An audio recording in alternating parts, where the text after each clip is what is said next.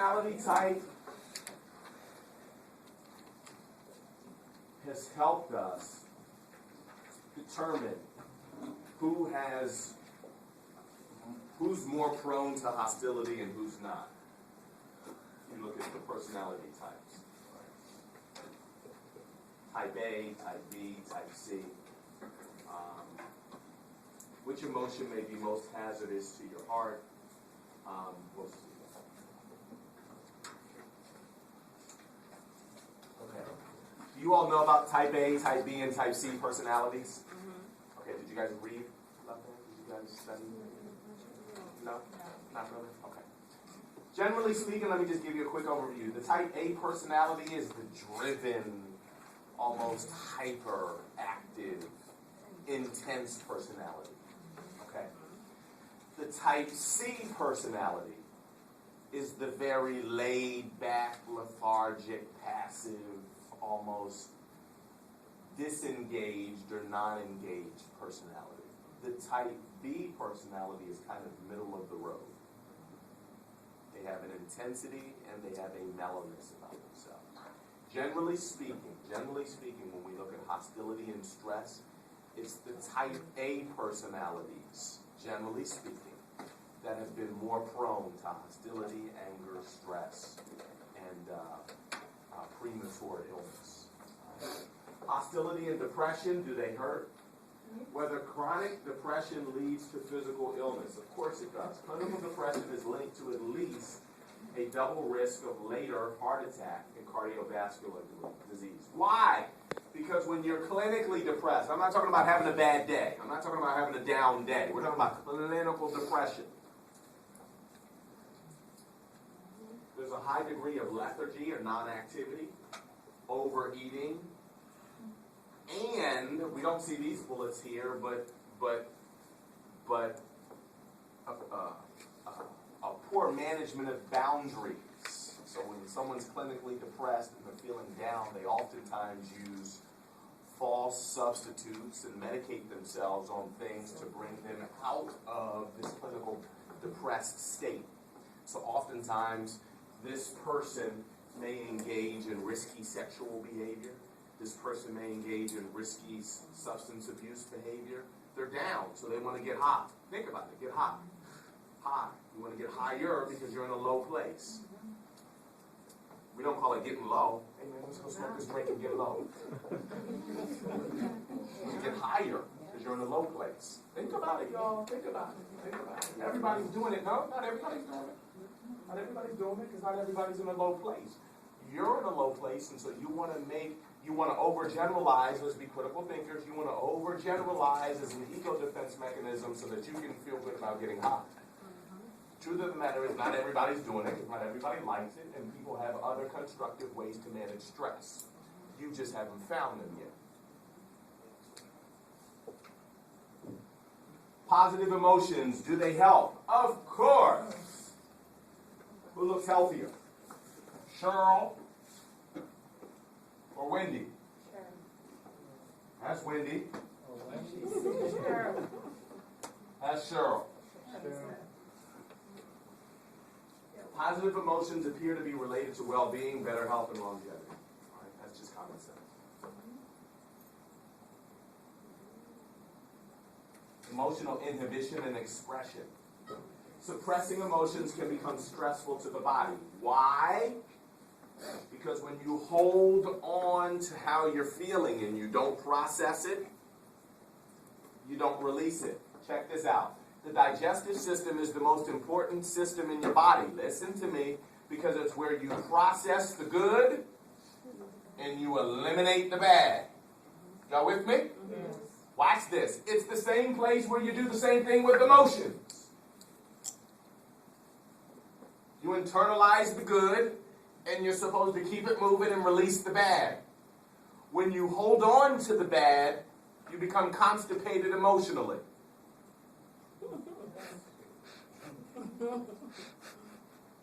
You're supposed to release.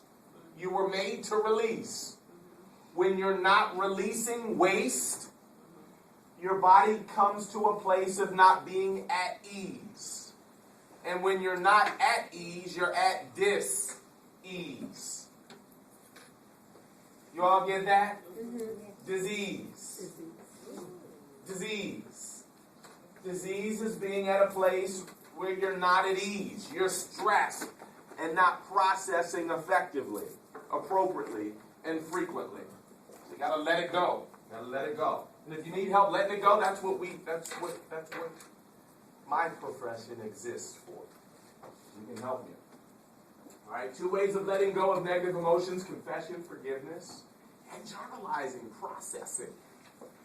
When you articulate it, when you document it, you realize it.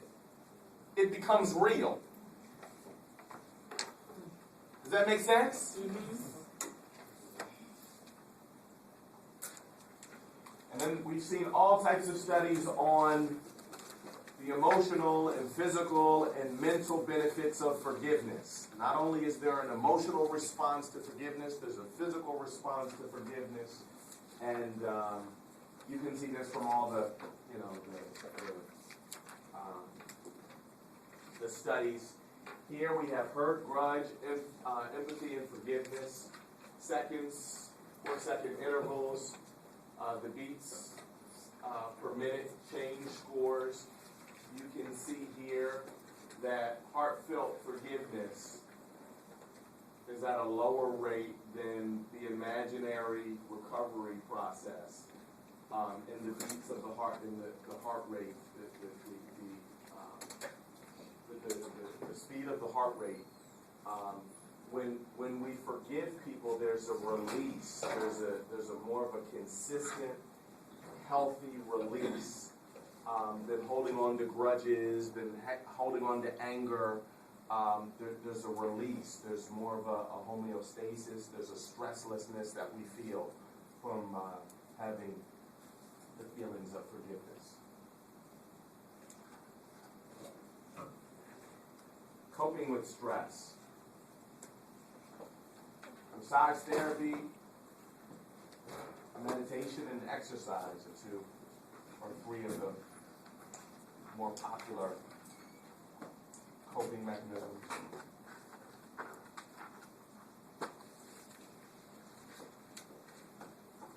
Then we have 2 different problem-solving mechanisms. We have an emotion-focused coping mechanism or strategy, and a problem-focused coping strategy. The emotion-focused coping strategy concentrates on the emotions of the problem. The problem is caused emotional issues. So here we're focusing on, all right, my boyfriend broke up with me. How am I feeling? Let me locate and document and make sure that I'm clear about how I'm feeling. The problem-focused coping is taking steps to solve the problem. Why did he leave me? Well, he left me because I smoked too much crack.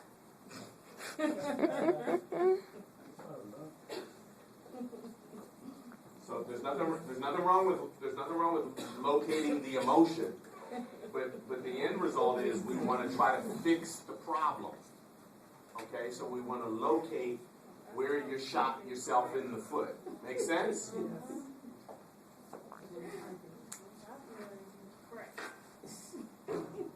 Rethinking the problem is another coping mechanism. How to reduce stress by rethinking and reappraising your problems. Reappraising the situation. Maybe it's not as bad as I thought it was. Maybe these aren't my only options. Maybe there is a plan B, a plan C, a plan D. Maybe going full-time fall semester 2012 is not the only option. Maybe I'll go part-time fall semester 2012 and take a heavier load in the spring. Or take another light load in the spring and go to summer session 1 and summer session 2.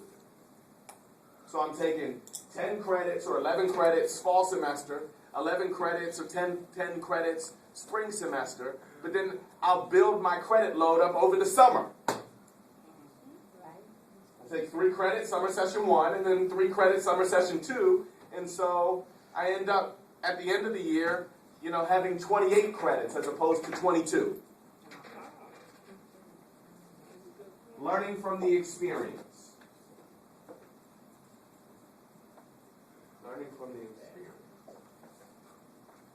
Can I give you all an example?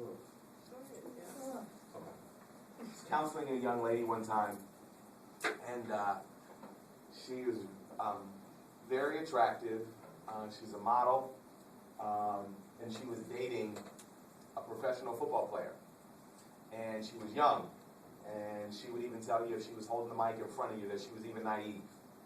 Okay, and she got caught up in the fact that she was dating this professional football player. And she wanted to believe that everything was all good. Okay, and so he was in the city at a hotel getting ready for the weekend to play his games, and he said, "You're going to come by and pick me up, and we're going to go out, blah, blah, blah, blah, blah, blah, blah." And she said, "Yeah, I'll swing through, pick you up. We'll go out and get something to eat." Okay, now what's the plan, y'all? What's the plan? Okay. Did you guys hear that? Yeah. Okay, the plan is, I'm in town, the game's on Sunday, it's Saturday night, we have a couple of hours, or Saturday day, we have a couple of hours, we have an early curfew, come by, let's do lunch, you pick me up, because he doesn't have a car. Yeah, I was thinking that. You come by, pick me up, and we go out to lunch. That's the plan. She gets downstairs to concierge or to valet or what have you, and she calls up, "Hey, honey, I'm downstairs, whatever, blah, blah, blah, blah, blah." And he says, "Well, I'm not ready yet. Why don't you come upstairs and help me pick out an outfit?"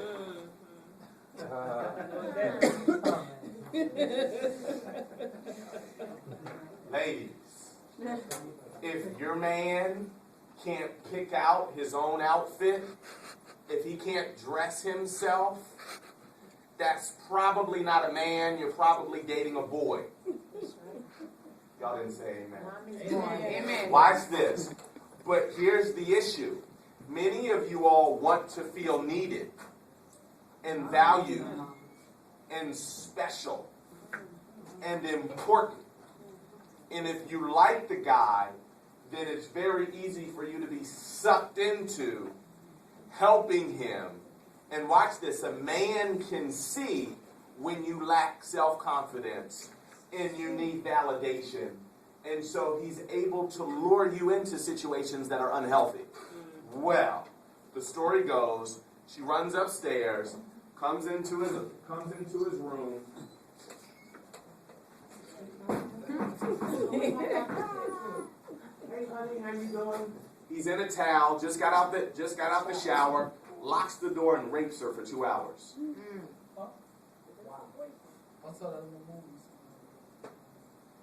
Beats her up and rapes her for 2 hours.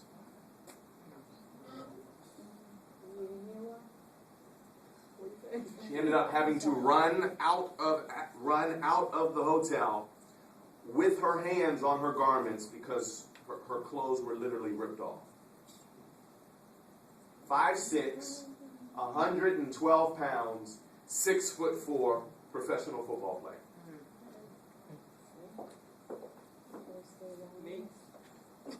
Listen.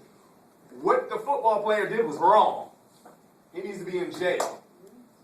He's foul, he's evil, and he needs help. He needs treatment and he needs medicine. And he needs about 6 dudes to come see him. However,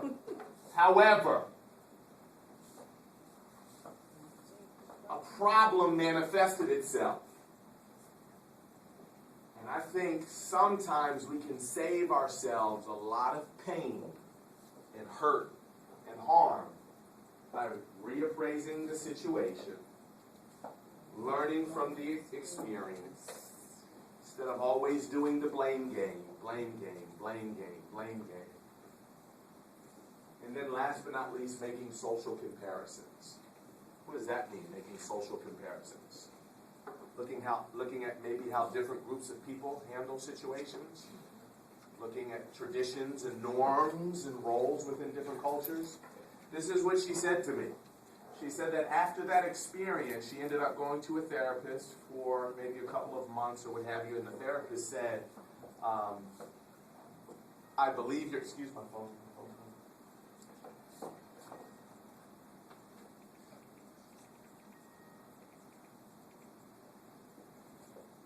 therapist told her, I believe you're emotionally healthy because from talking to you for a couple of months, you see what you could have done differently.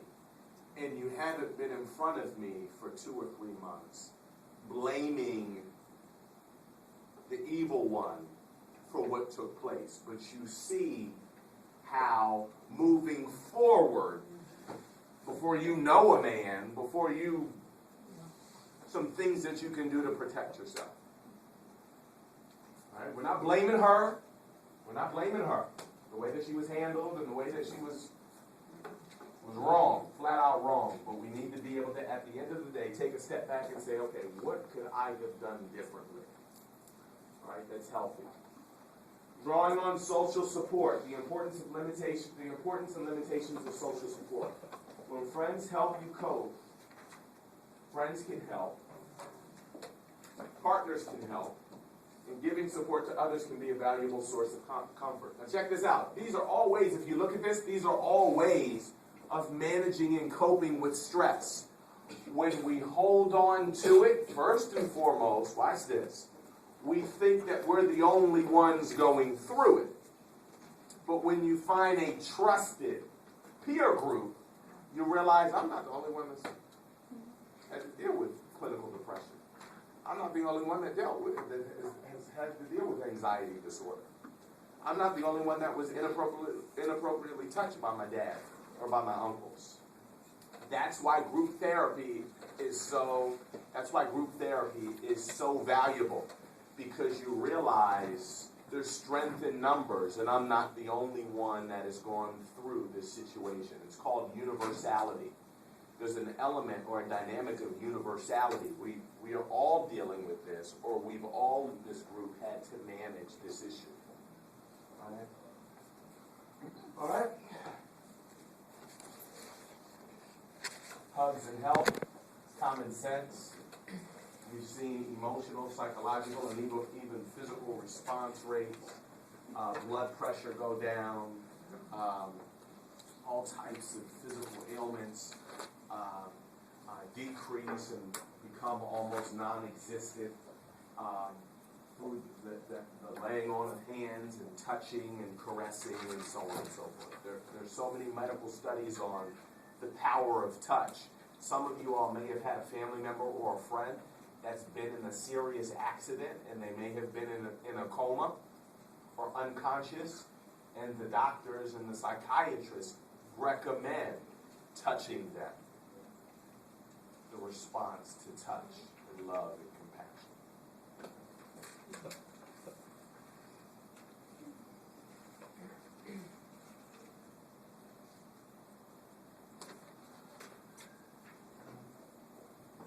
Drawing on social support. Coping with friends in close relationships, the support person may also be a source of the stress. Okay, so this is where we have to do a better job of assessing our peer group. Here's what I believe, that as you all transition through the semester, especially after this class,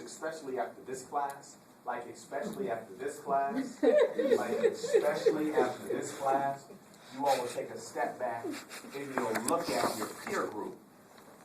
And some folk will be kept, hopefully. Some folk will be cut. Because many of you all, the sources of your stress, pressure, burden, discontent, anger, and frustration is coming from the people that you surround yourself with.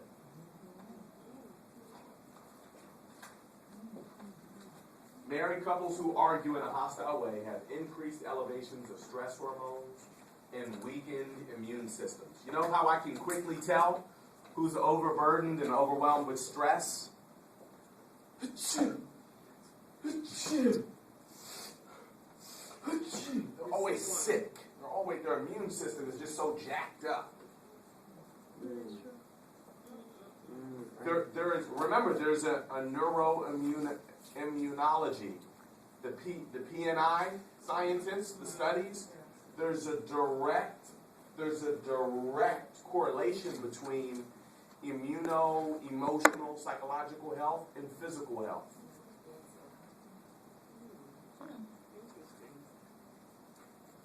Some of you all are always sick. Always. Scratchy throat, runny nose, ear infection, strep throat, every year. And it's chronic because you get it at the same time every year. It's like you have a date with pneumonia. Pneumonia coming.